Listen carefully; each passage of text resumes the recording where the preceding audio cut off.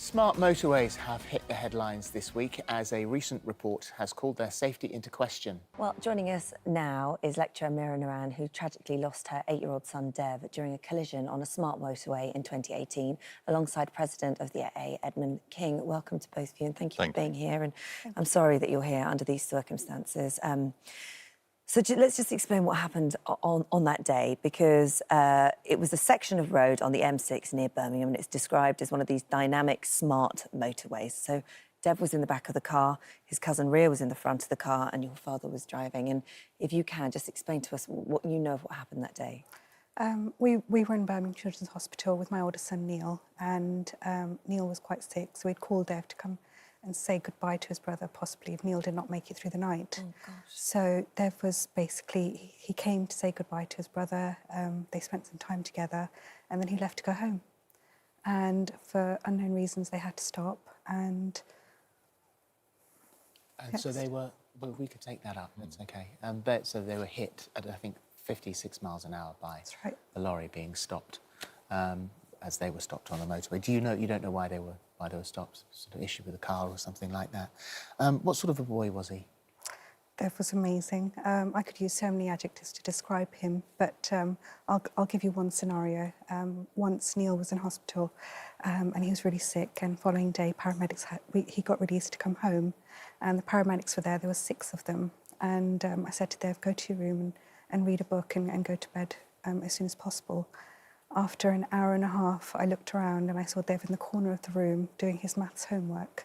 And when I asked him, why aren't you in bed, Dev? He said, I don't want to leave my brother. I want to make sure he's okay. And if he needs to go back in hospital, I need to get his bag ready. Well, he sounds like an incredible boy. He really does. And he wanted to make a difference in his life. I mean, he was so young and he didn't know how that was going to happen. Yeah.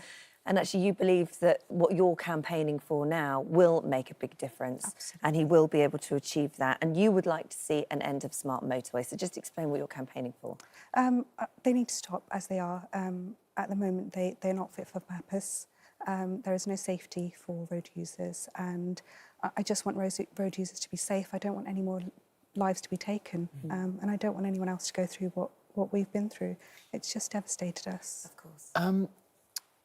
Edmund, is it cheaper to install a smart motorway than to widen and put another lane in? I think it's very important to look at the kind of history of why this has happened, why we're here. So back in 2006, our roads were very congested.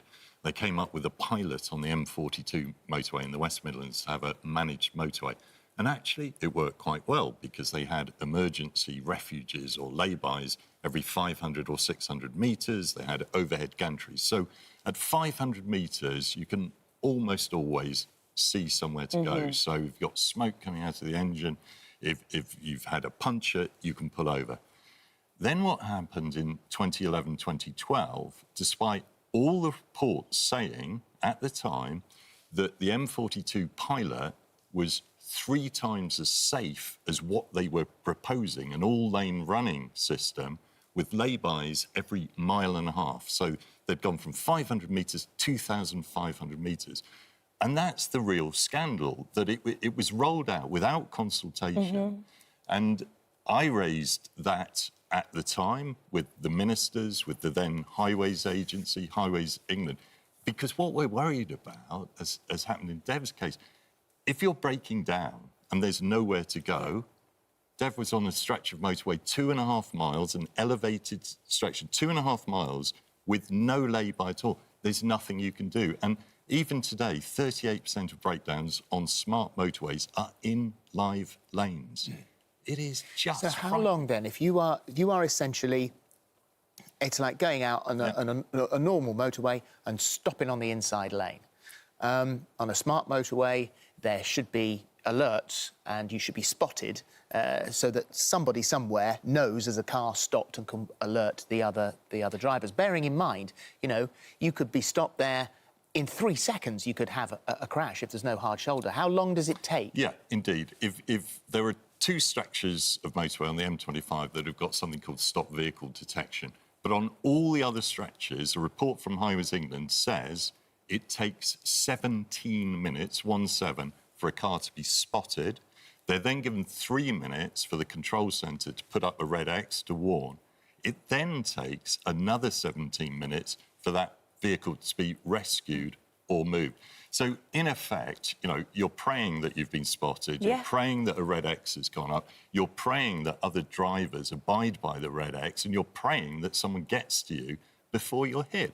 We should not, and we should never have designed roads that put people in that situation. Well, a recent investigation found a 20-fold increase in near-miss incidents on one stretch of the M25 and revealed that 38 people have been killed on smart motorways in the last 5 years. So why? I mean, does this come down to finance? Is it cheaper to make these roads? Is this why it's money again? In effect, it comes down to money. And what was compromised in 2012 was money against lives. They knew the risks were higher. The reports show that. We've read those reports. But at the time, 1 mile stretch of the M42 smart motorway was about £9 million a mile. A conventional motorway, you know, with hard shoulders and stuff, would have been about 25, 26 million. So decisions were made in 2011, 2012 to actually compromise safety. They knew the risks were higher. All the reports show that the risks were higher, and decisions were then made. So how does that make you feel? They knew the risks were higher. Decisions were made for financial reasons, and you lost your son. Lost my son. I paid the price with my son's life. Have you spoken to the Transport Secretary about I have. I had a meeting last Wednesday. He invited me down to speak around the motorways. And he did come across as that he does want to make changes. I have to be optimistic that these changes will be made and the policies will be changed. But for what really concerns me is the time limitation of these things happening. They essentially need to be changed immediately for this not to happen to anyone else. Yeah. Well, a Highways England spokesperson said, any death on our roads is one too many, and our deepest sympathies remain with the family and friends of those who lost their lives. The Transport Secretary has asked the Department for Transport to carry out at pace an evidence stock take to gather the facts about smart motorway safety. We're committed to safety and are supporting the department in its work on this. And you made a point yesterday, Edmund, I think, publicly, about electric cars, that these smart motorways could, in fact, within a decade, be obsolete. Yeah, it's a point. We're meant to be future-proofing our roads for the future, and we know because of CO2 that no new cars after 2040 will be combustion engine, they'll be electric or hydrogen. With electric cars, if you're on a motorway and there's a problem, in a normal car you can coast about a quarter of a mile to get to a lay-by. With an electric car, because the wheels are all joined up, you can't really coast, and also you can't flat tow them. We can't just get behind them and tow them. So what we're saying is, you know, these roads aren't fit for the future. They're not fit for purpose. You would need more emergency refuge areas every 500 metres or so that you can get electric cars there. And even with driverless cars, they say the driverless car, if the driver, the person in control, falls asleep, the car should stop. But obviously, the officials say it shouldn't stop on the lane, it should stop in a safe place. Right. If you haven't got safe places. Yeah. So all of these things indicate we're actually constructing these roads, and they're still going on today that just aren't safe. And we've been saying this for 8 years. So frustrating that what's happened to Meera should be a catalyst, we hope, and pray for change now. But the fact that that's happened now, when I've talked to ministers every year, I've been through 12 ministers, I added up yesterday, making this case. And I was told all along they're just as safe. And obviously that's they weren't. Really frustrating that it's taken this inquest where the coroner called Highways England to be a part of the inquest. And it's only since then that all of this has been... starting to take note. Absolutely. Well, 12 years. Yeah. I hope that, as he sounded like an amazing little boy, and you say he wanted to change the world, so maybe his legacy will be that he'll save lots of lives. It has to. I need a purpose, and I need to make sure it changes. Thank you both. Thank you very much.